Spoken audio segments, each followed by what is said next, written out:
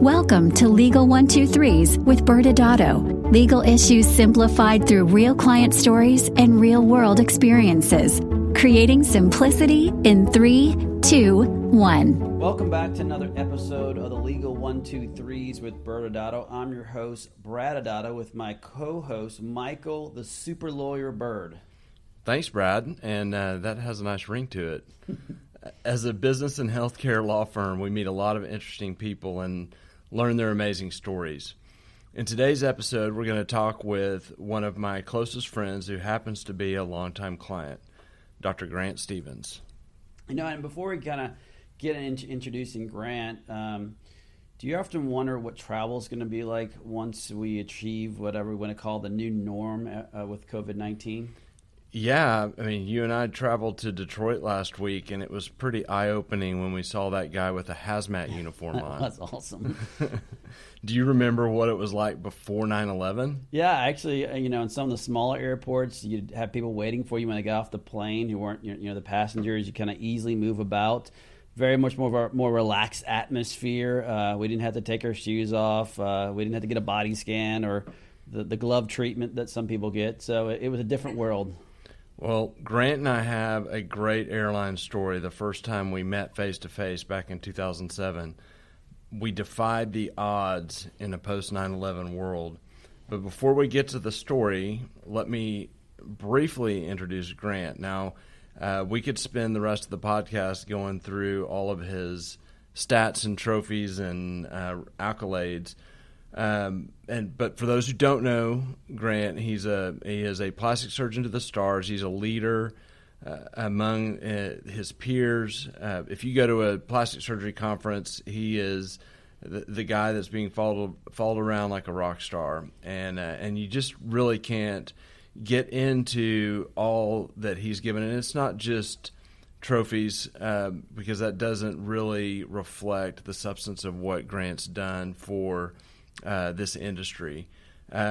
So kind of a little background. Grant graduated from the University of Oregon undergrad. He's a big Ducks fan. Washington University School of Medicine for medical school. He's a director at the USC Division of Aesthetic Surgery, chairman of the USC Marina Aesthetic Surgery Fellowship, past president of the Aesthetic Society. And really, when we get into how Grant has impacted the industry, he's published countless scientific research articles to better the field of plastic surgery. And, of course, many people know he's a pioneer in medical marketing. And most of all, he's my friend. So, Grant, welcome. Well, thank you very much. It's a pleasure to be here. I look forward to chatting with both of you guys this morning. Awesome. Yeah. Well, you have to tell the story of our first meeting at the Salt Lake City airport and how we skirted the post 9/11 security. Okay. Well, briefly, I had hired you as my attorney sight unseen and found out we both have a love of hunting. And so we decided to get together at my duck club, my ranch up in Idaho. And you were coming up from Dallas, and I was coming up from LA, and we were both to stop in Salt Lake City, and then pick up a little plane to go from Salt Lake to Twin Falls, Idaho. That was the plan. And we both landed in Salt Lake City, and I came down over there to that E-terminal there to jump on the small plane, and there you were, and I met you, and we were welcomed to a sign that said the flight had been canceled. Our bags were already transferred onto the flight, and the flight had been canceled into Twin Falls. So we were stuck in Salt Lake. But I did see a sign up on the wall that looked like the Salt Lake or the Sun Valley flight was still open, a different flight. So I scooted over there. You'll recall, I said, "Come on, follow me." I ran over there and I said, "Hey, can you get our stuff on that plane and get us to Sun Valley?" And they said, "Sure." We were able to negotiate that. And so they moved our guns and our luggage and such, and we jumped on that flight and we flew to Sun Valley, and then we went to my home in Sun Valley and picked up my truck there, and we drove from Sun Valley to Hagerman, Idaho, and we were able to go hunting that evening. And it seems to me you got a limit of greenheads that first night. Yes, and I remember as your newly minted attorney, we were 4 months into our relationship, as you were asking them to transfer our bags, which included our guns, from one plane to the next. I was thinking I was going to have to go down to the local jail before this was over to get you out. Well, some things never change, Michael. I always travel with my lawyers. That's about to say that's a great story, and I'm surprised, Grant, that you're allowing everyone to know that you. The last time we talked about hunting, you were just trying to explain to how you're trying to protect the airplanes in the skies. That was what the words you were using. Well, that's trying. I'm not protecting the airplanes. I'm protecting the women and children. I'm trying to keep the skies clear from any birds. That way, there's no accidents like happened over the Hudson. That's right. Fair enough. Well, again, thanks for joining us. We're looking forward to speaking with you today. Great. Same here. Well, that first adventure, Grant, should have been a sign of things to come, because we have had quite an adventure together. In fact, we probably could do an entire podcast season on our adventures over the last 13 years. This season, our theme is thinking outside the box. And, what really strikes me is that back when the first time when you hired me to help you bring on a partner. And you wanted to be strategic, and you wanted to do it right and do it, like a traditional businessman, knowing that your equity was in your practice was one of the most valuable things you had. And so we started that process, and I'd love for you just to kind of go back to 2007 and just talk a few minutes about kind of that season of trying to bring on your associate as a partner. Sure, Michael. Well, as you know, I had my associate, and he was an employee, and he was working out very well. But I wanted to transition out, I knew, at some point, and I wanted to structure some sort of deal where he could buy in an equitable fashion, and one that was not too onerous on his own cash flow. And to that end, I asked you to help me with that. And I recall you hired a practice value evaluator, a person to come up with the practice valuation, right? Right. And then at that point, the first numbers started coming in, and they were pretty high. We had a huge internet presence, and our websites were valued very high, and the practice was very large. And the values came in very, very high. I mean, in a sense, too high.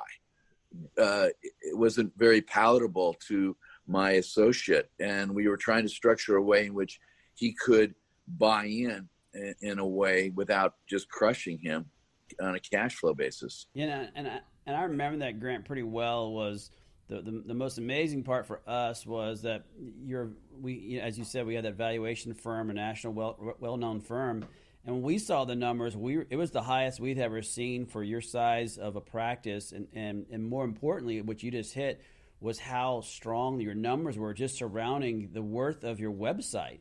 And that was very unusual in 2007. Obviously, things have changed a lot, but even back then, you were that far ahead thinking outside the box. It's pretty amazing. Well, thank you. Yeah, and so, we went through that experience of trying to bring the associate into a partner, and, the valuation was an obstacle. We had to pivot. And so you kind of shifted to an employed physician dedicated model for several years, and just kind of talk about that next season and how you were able to kind of sustain the big patient flow you had to your practice. Well, as you mentioned it, we did pivot. We kept that original person on, that original associate, and he stayed on, and I added another associate. So we had 3 actually. And the idea there was that perhaps with 3 people, those other 2 might be able to take me out, or we could just run it as we were with the 3 of us, with myself as an owner. But I was always thinking, how am I going to extricate myself from this? And one of the things that came to my mind was that, well, if the value is too high for one person, why don't we bring in some other people and maybe we can split it 2 or 3, 4 ways. So we ran it like that for a while. Yeah, and one of the things that I mean, you and I had become close by then and been through some real stuff together, on our personal lives. And, I just came to realize that you were many, many years into leading this practice and leading a practice that really operated at a higher level than your ordinary plastic surgery practice, and that there was potentially a real sacrifice if you were to dilute your ownership and leadership of the business. And so I think that just my observation from my seat was that it was really good for the business that you kind of continued to be, the sole owner and the leader. Well, I would agree with that. It was, as you know, a very large practice and a lot of moving parts. And I give my employees a lot of credit. I was blessed with the same office manager and patient coordinator for over 30 years. My original nurse, Maria, is still my nurse 33 years later. I have a lot of employees that have been with me over 20 years. And early on, we developed a med spa back before the word med spa even existed. In 1988, I opened my first skincare salon, if you will, as a part of my medical practice. And as you know, Michael, that grew by leaps and bounds, and it even accounted for 50% of my revenue a couple of years ago. So the revenue stream was very high, both surgically and non-surgically. It's like walking into a massive medical playground, going in with all the toys that you have for your non-invasive side, at least in that season of your life. Absolutely. On the wall in the reception area, right underneath the Marina Plastic Surgery sign, it says the technology of beauty. And I adopted that, as you know, Michael, years and years ago, because I'm addicted to technology. It's like I never met a technology I didn't fall in love with. So I've acquired a lot of lasers and energy-based technologies, made a few mistakes along the way, but I also made some great decisions, and we've been able to provide a lot of non-surgical care for our patients and clients. And I would say, too, just a lot of real studies for the industry on whether certain new technologies were beneficial or not. Well, yeah, we have a clinical research area, and I love to take new biotech ideas and new technologies and do FDA studies with them and compare one to another. At one point, we had 11 different non-surgical body contouring devices under one roof. And of course, Cool Sculpting was the winner, but we had 11 at one time. It was unbelievable, doing split bodies and all sorts of research, clinical studies to see which would perform the best. That's amazing. I mean, that just shows you not only being a physician that you are, but you're the scientist and the entrepreneur all together, because it excites you. You can tell just by the way you're talking about the passion for that education, the passion for learning, and then obviously learning from that and growing your practice because of it.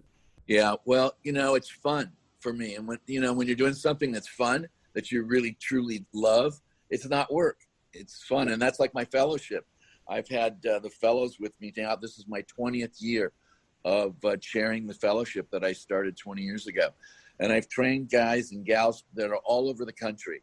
And it has given me just such joy to be able to participate in their final education the last year after their residency, and showing them a lot of things about the technology of beauty and the business of aesthetic surgery and aesthetic medicine, and refining them. And now they're my friends, they're my fellows, and it gives me great joy, as I mentioned.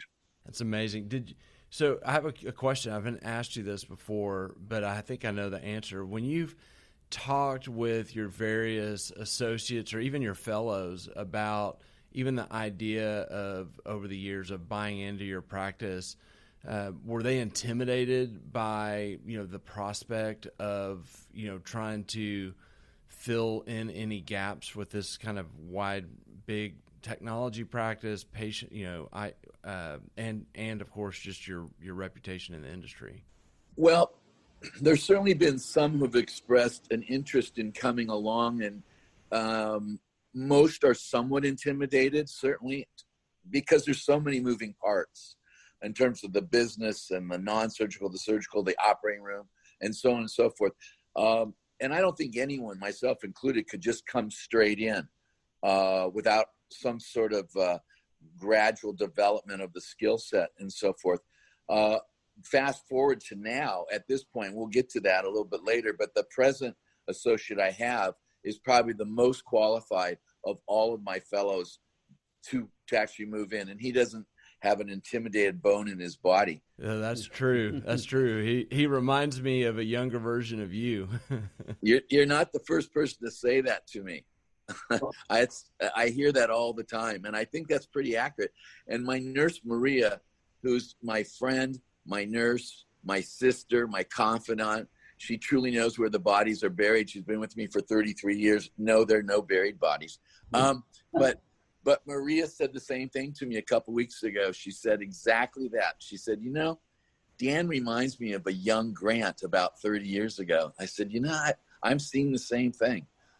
It's kind of like, never say never, and just keep going full speed ahead. That's what he does. That's what I did.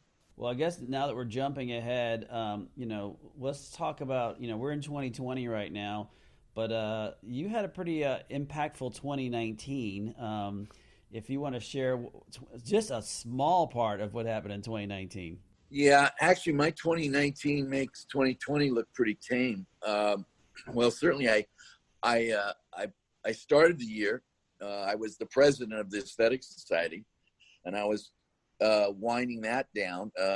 Actually, no, the whole half year was, So I was the president of the Aesthetic Society, and that included travel all over the world, not only just the United States, but all over the world.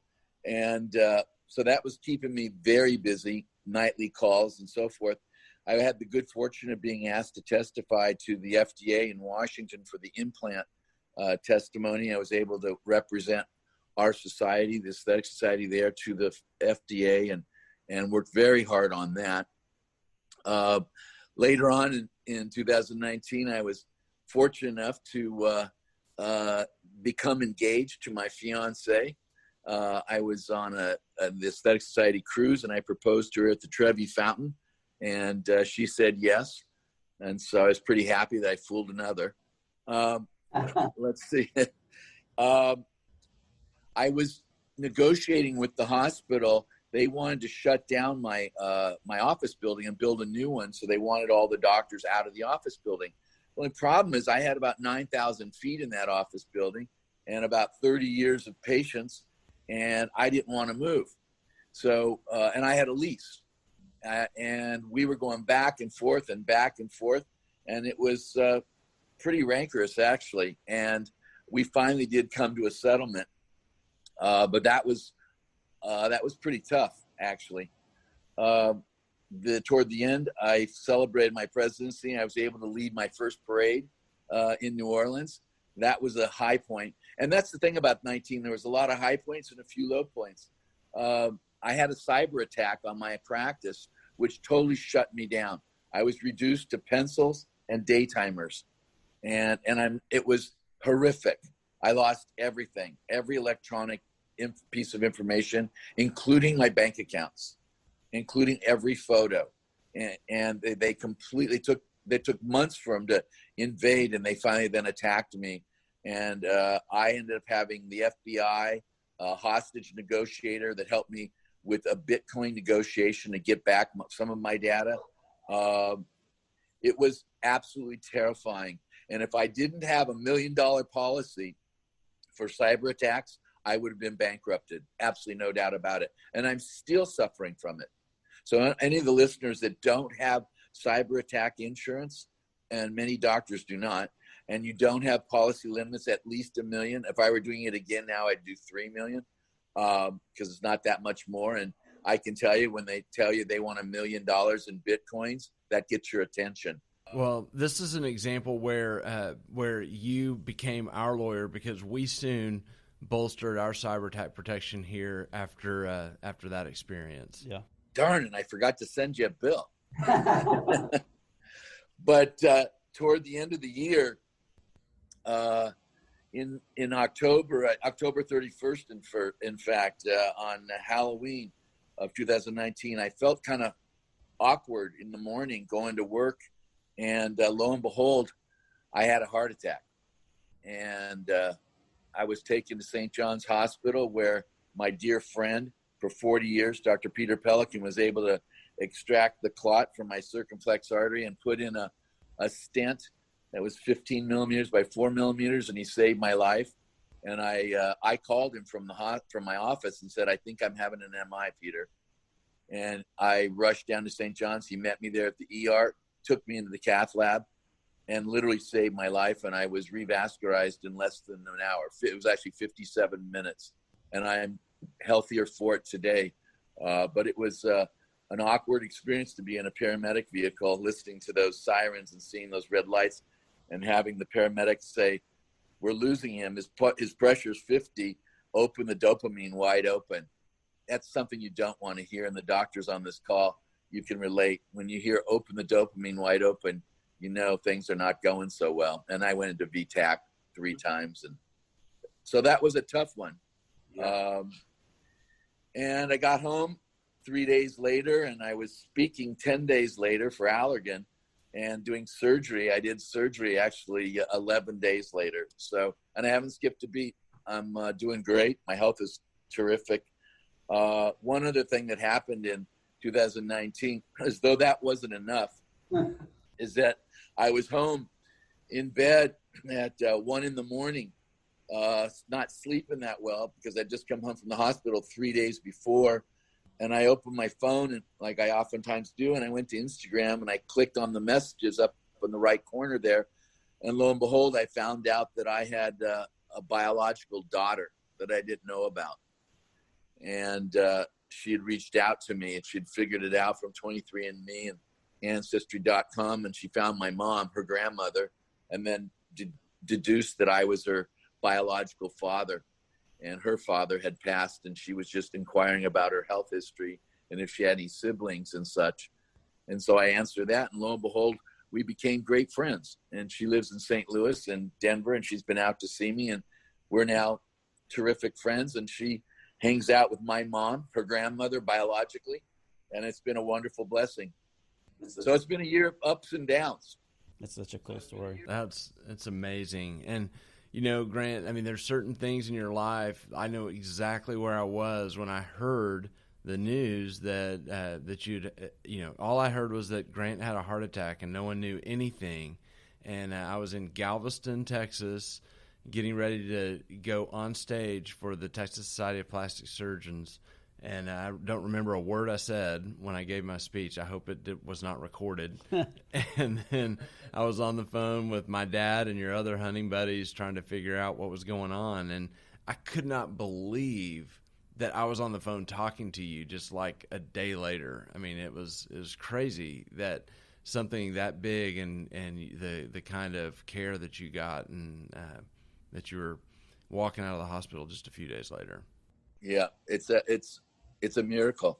Well, and I say that, and we keep talking about pivoting, and I just reflect on our 13 years together, and life happens, and the ultimate life happened to you in 2019. It's happening to us here in 2020, and so I love how your story evolved and how you shifted again creatively when you found yourself kind of at the end of 2019 moving into a new space, and then going to someone you've known for many years, your fellow Dan, and coming up with a solution to where he is become a big part of your exit strategy. I'd love to kind of hear your perspective on that. Sure. That's Dr. Dan Gould, and he was my fellow, but he was my resident for 6 years. So I got to know him during residency, and then he stayed on as my fellow. So we've actually been together for 7 years, and he was very interested in staying on. And it seemed perfect for me because I was downsizing and moving out of my giant office and moving into a smaller office, a little more reasonable. and Dan expressed an interest in joining me. So with that in mind, we shifted, and COVID hit. And so I was really happy that I wasn't overexpanded. And now we're at a point where Dan is my associate, with the idea being that he will be the one to take out my practice. I'll stay around and groom him. And the plan is for him to in some fashion buy in, take out the practice. I'll stay around, and then we'll start building a bigger office again. We're already looking at office space. I met with a real estate broker just a few days ago, and she had done some work. There are a lot of bargains out there right now. As you know, commercial real estate is cheap right now. There are a lot of people downsizing offices and subletting because of their obligations and so forth. So I had a half a dozen that I looked at with her, and I said, let's wait till October. I'll bet it's even going to get better as the pain and suffering goes up. I think our opportunities to get a nice big office with an OR, or we'll build an OR and so forth. So the plan will be for Dr. Dan Gold to be the heir apparent of Marina Plastic Surgery and Marina Med Spa. And I'll just be around to, keep my name on the door and hopefully give him some guidance and continue to do my clinical research and my non-surgicals. And hopefully you'll make time to invite me to join you to clear the skies. Yeah, we finally have to get Brad up there too. Well, and Grant, I love your story. I love the fact I've been in the room with you enough times to hear when you're up on stage, and you love to really share your story, share what you've learned. And so this is our, from the final words, as a young physician or any of your senior physicians that's listening here, what words of wisdom that would you have to talk to them about, their exit strategy? Well, I have a couple comments on it. First of all, I want to take this opportunity to plug my own podcast, The Technology of Beauty. I hope you guys go to my podcast, The Technology of Beauty. I'd like to have you on it also. And thank you very much for having me on yours. As far as advice to the younger guys, I think they should follow their heart. They should never listen to the old guys like me. And they should think outside the box. They also can't start planning too early. It's never too early to be thinking about how they're going to exit. I think that the biggest problem I see in the older guys like me is they wait till the very end, or they just can't exit. They just can't do it. Either financially or emotionally they can't. And I think we should always be thinking ahead of what we're going to do next. And it's good to start planning early. Awesome. I love it. And yes, would love to be on your podcast. And yes, everyone, please go check out the podcast. You'll get a lot of wisdom from it, and some people that are pretty amazing guests that Grant has on his show. So we'll break for a commercial, and on the other side, Brad and I will discuss kind of our observations from a legal perspective on building an exit plan. Grant, thank you so much for joining us and sharing your experiences, and we'll look forward to connecting with you at the Salt Lake City Airport soon. Yeah, absolutely. Good to see you, Grant. Thanks, guys. Take care. Many business owners use legal counsel as a last resort rather than as a proactive tool that can further their success. Why? For most, it's the fear of unknown legal costs. ByrdAdatto's Access Plus program makes it possible for you to get the ongoing legal assistance you need for one predictable monthly fee. That gives you unlimited phone and email access to the legal team, so you can receive feedback on legal concerns as they arise. Access Plus, a smarter, simpler way to access legal services. Find out more. Visit ByrdAdatto.com today. And welcome back to the Legal 123s. I am ByrdAdatto, your host. I'm still here with Michael Byrd, my co-host, and we just heard just an amazing story. Grant Stevens joined us and really told us his story since we've known him, but as you heard, he's been practicing for over 30 years. And one of the things we really wanted to dive in with Grant is understanding how difficult and messy it can be when you're trying to figure out what your practice is up and running and when you get ready to exit. Yeah, I mean, it's his practice that he built is incredible. His adjustments that he made have been just, really creative over the years. And that can be intimidating for all of us regular people. And so what takeaways do I have for the majority of us out there where when it comes to an exit plan, and that's really the most important thing Grant did, was just deal with it. I mean, he started in 2007 with thinking about an eye towards where he wants to end up when his career is over, and that became a part of his thinking at every step of the way.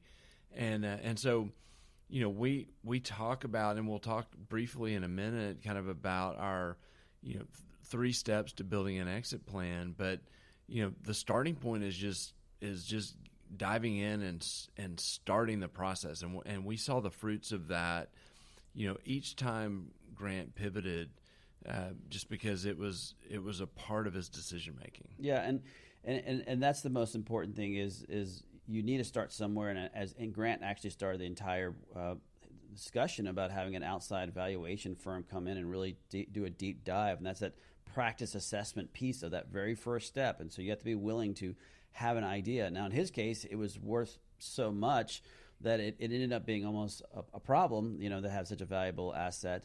But that also shifted him to our second step pretty quickly, which is he then, as you described it, started really thinking about pinpointing his late career and retirement goals. Yeah, and going back to that first step of doing a practice assessment, it is more than just getting your practice valued. Grant took the time to have us, open the hood to the car, so to speak, and peek in there and see, his policies and procedures, his ownership structure, his financials, his contracts. And we were able, back in 2007, to start cleaning up the little, things that happened over the years. And they do that. Every business is going to have, little blips that need to be adjusted, and sometimes big blips. Sometimes there's compliance issues. And so, that was beneficial immediately, not just in building his exit plan. And then, the final step is coming up with your strategy or building your exit plan.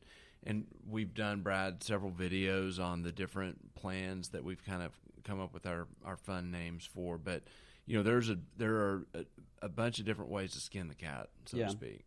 And I think the important piece, that the takeaway on all across this is understanding of these 3 steps, each one's important, because if you don't have that assessment, if you, it's hard for you to pinpoint your late career goals, because it's hard for you truly to understand all those moving pieces. And then once you get there, and I thought that this is another great thing that we learned from Grant, is he had an exit strategy off one plan and realized that plan's not going to work based on the relationship with the individual. So don't get stuck in saying, well, this is the plan I want to do and it has to be this. He pivoted as he talked about it and was able to find one more version that actually is now working well. It's awesome. Yeah. Well, again, thanks again for joining us. We're really excited that Grant was able to join us. We'll have a link to his podcast. You'll be able to also find it. And we look forward to our next episode. Thank you. Thanks again for joining us today. And remember, if you like this episode, please subscribe. Make sure to give us a 5-star rating and share with your friends. You can also sign up for the ByrdAdatto newsletter by going to our website at ByrdAdatto.com. ByrdAdatto is providing this podcast as a public service. This podcast is for educational purposes only. This podcast does not constitute legal advice, nor does it establish an attorney-client relationship. Reference to any specific product or entity does not constitute an endorsement or recommendation by ByrdAdatto. The views expressed by guests are their own, and their appearance on the program does not imply an endorsement of them or any entity they represent. Please consult with an attorney on your legal issues.